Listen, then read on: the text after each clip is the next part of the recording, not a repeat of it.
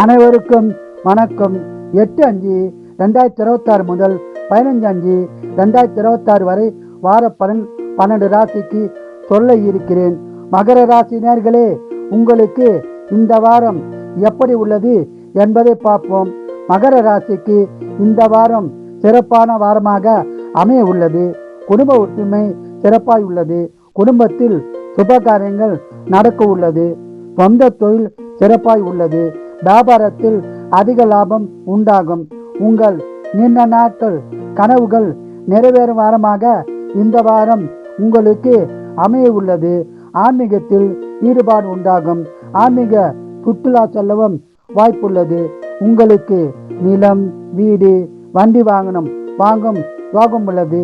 இந்த வாரம் பணவரவு அதிக வர உள்ளது. சுப செலவு உள்ளது.